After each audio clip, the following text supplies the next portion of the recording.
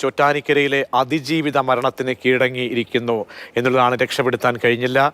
അതിക്രൂരമായ മൃഗീയമായ പീഡനത്തിന് ഇരയാകേണ്ടി വന്ന ചോറ്റാനിക്കരയിലെ അതിജീവിതയെ രക്ഷിക്കാനുള്ള എല്ലാ ശ്രമങ്ങളും ആശുപത്രിയുടെ ഭാഗത്തു നിന്നുമുണ്ടായി. പക്ഷേ മരുന്നുകളോടക്കം പ്രതികരിക്കാൻ കഴിയാതെ പോയ സാഹചര്യം, അവയവങ്ങൾ ഒന്നായി നിലച്ചു പോകുന്ന സാഹചര്യം, അങ്ങനെ മരണത്തിലേക്ക് അതിജീവിത കീഴടങ്ങിയിരിക്കുന്നു. കുറ്റവാളി ഇപ്പോൾ പോലീസിൻ്റെ കസ്റ്റഡിയിൽ ആണുള്ളത്. കസ്റ്റഡിയിലെ വിശദാംശങ്ങൾ നമ്മൾ കേട്ടതാണ്. അങ്ങേയറ്റം ഒരു മനുഷ്യജീവനോട് എങ്ങനെയൊക്കെ പൈശാചികമായ രീതിയിൽ ക്രൂശിക്കാമോ അങ്ങനെ ഒരു രാത്രി മുഴുവൻ തല്ലിയും ചതച്ചും ആയുധങ്ങൾ ഉപയോഗിച്ചുകൊണ്ട് തല്ലിച്ചതച്ചുമൊക്കെ തന്നെ മരണത്തോട് മല്ലടിപ്പിക്കുന്ന വിധം പെരുമാറുകയായിരുന്നു പ്രതിയുടെ ഭാഗത്തു നിന്നുണ്ടായത്. അങ്ങനെ അതിനീചമായ അതിക്രൂരമായ പീഡനങ്ങൾക്ക് ഇരയാകേണ്ടി വന്ന ചോറ്റാനിക്കരയിലെ അതിജീവിത ഇപ്പോൾ മരണത്തിന് കീഴടങ്ങിയിരിക്കുന്നു. ജീവിതത്തിന് നിൽക്കാതെ, ജീവിതത്തിൽ മരുന്നുകളോട് ഒന്നും തന്നെ പ്രതികരിക്കാതെ നമ്മളൊക്കെ തന്നെ നൽകിയ ആ നാട് മുഴുവൻ നൽകിയ പിന്തുണ, അത് ആശുപത്രിയിലടക്കം ഡോക്ടർമാർ അതിതീവ്ര ശ്രമമാണ് ജീവിതത്തിലേക്ക് കൊണ്ടുവരാൻ വേണ്ടി ശ്രമം നടത്തിയത്. പക്ഷേ അതിനൊന്നും കാത്തു നിൽക്കാതെ മരണത്തിന് അതിജീവിത കീഴടങ്ങിയിരിക്കുകയാണ്. ഇപ്പോൾ ആ കുറ്റവാളി കൊലക്കുറ്റത്തിന് കൂടി പ്രതിയാകിയിരിക്കുകയാണ്. കഴിഞ്ഞ ദിവസങ്ങളിലൊക്കെ തന്നെ ഒരു കൂസലും ആ പ്രതിയെ സംബന്ധിച്ച് ചോദ്യം ചെയ്യുമ്പോഴൊക്കെ ഞെട്ടിപ്പിക്കുന്ന വിശദാംശങ്ങളാണ് പോലീസിന് ലഭ്യമായത്. ഒരു മനുഷ്യജീവനെ എത്രത്തോളം പന്താടാമോ, എത്രത്തോളം ക്രൂശിക്കാമോ, എത്രത്തോളം തല്ലി ചതയ്ക്കാമോ, അങ്ങനെ വേദന തിന്ന ആശുപത്രിയിൽ മരണത്തോട് മല്ലടിച്ചു കൊണ്ടിരുന്ന ആ അതിജീവിതയാണ് ഇപ്പോൾ കീഴടങ്ങിയിരിക്കുന്നത്. കേസുമായി ബന്ധപ്പെട്ട് വലിയ സംശയങ്ങൾ. ഇപ്പോഴും ഈ കേസിൽ ഒരു പ്രതി മാത്രമേ ഉള്ളൂ. ഇനി സഹായം ചെയ്ത ആളുകൾ, അതിജീവിതയെ സംബന്ധിച്ചോളം അതിജീവിതയുടെ അമ്മ ഉയർത്തിയ ഒരുപാട് സംശയങ്ങൾ ഉണ്ടായിരുന്നു. വീട്ടിലേക്ക് വന്നുപോയ ഈ പ്രതിയടക്കമുള്ള മറ്റാരെങ്കിലും ഉണ്ടോ തുടങ്ങിയ ഒരുപാട് കാര്യങ്ങൾ നിലനിൽക്കുകയാണ്. ഇപ്പോൾ മരണത്തിലേക്ക് അതിജീവിത കീഴടങ്ങിയിരിക്കുന്നത്.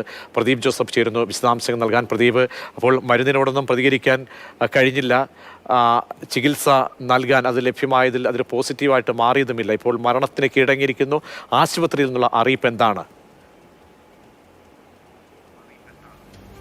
തികച്ചും അവശനിലയിലായിരുന്ന യുവതി അതീവ ഗുരുതരാവസ്ഥയിലാണ് നഗരത്തിലെ സ്വകാര്യ ആശുപത്രിയിൽ പ്രവേശിപ്പിച്ചത്. ആദ്യം എറണാകുളം ജനറൽ ആശുപത്രിയിൽ പ്രവേശിപ്പിച്ചു, തുടർന്ന് സ്വകാര്യ ആശുപത്രിയിലേക്ക് മാറ്റുകയായിരുന്നു. വെന്റിലേറ്ററിന്റെ സഹായത്തോടു കൂടിയായിരുന്നു ജീവൻ നിലനിർത്തിയിരുന്നത്.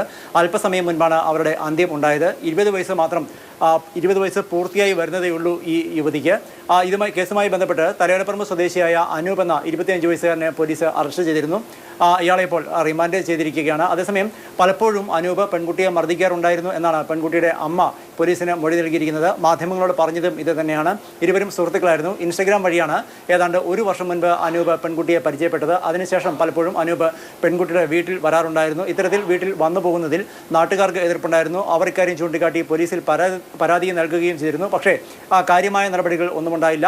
കഴിഞ്ഞ ശനിയാഴ്ച രാത്രിയിലാണ്, അല്ലെങ്കിൽ ഞായറാഴ്ച പുലർച്ചയോടുകൂടിയാണ് പെൺകുട്ടിയെ അവശയായ നിലയിൽ വീട്ടിൽ കണ്ടെത്തിയത്. അർദ്ധനഗ്നയായ നിലയിലായിരുന്നു യുവതി കിടന്നിരുന്നത്.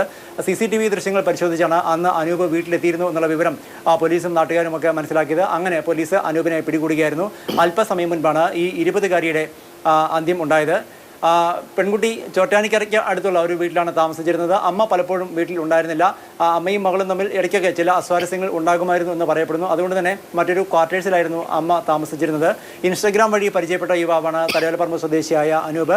ഏതാണ്ട് 1 വർഷക്കാലമായി ഇരുവരും സൗഹൃദത്തിലായിരുന്നു. പിന്നീടാണ് അനൂപ പലപ്പോഴും യുവതിയെ മർദ്ദിക്കാറുണ്ടായിരുന്നു, വിവിധ കാരണങ്ങളുടെ പേരിൽ എന്നാണ് പറയുന്നത്. കഴിഞ്ഞ ദിവസവും മർദ്ദനം ആവർത്തിച്ചു. ഇതോടുകൂടി പെൺകുട്ടി ആത്മഹത്യ ചെയ്യുന്നതിന് ശ്രമിച്ചു.